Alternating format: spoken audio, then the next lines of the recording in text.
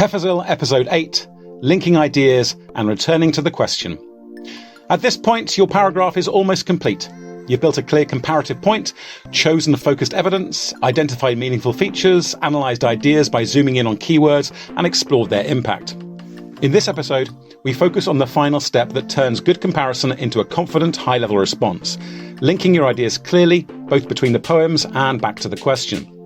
Here's a reminder of the question we're answering. Pause the video if necessary.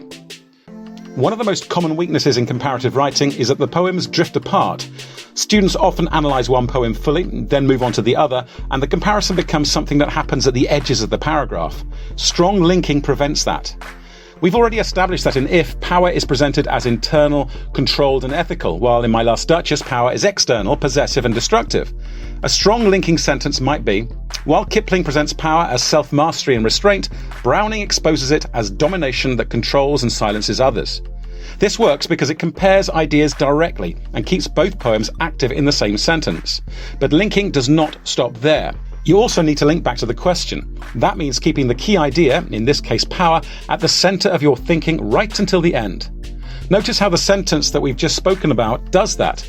It doesn't just compare the poems, it keeps returning to what the question is asking, how power is presented.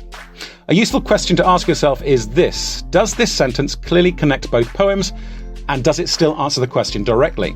If both answers are yes, your paragraph will feel focused and controlled. At this point, you're not just analysing well, you are shaping your ideas with purpose. In the final episode, we will step back and look at the completed paragraph to see how all these elements come together into a confident, high-level response that you can adapt to any set of poems.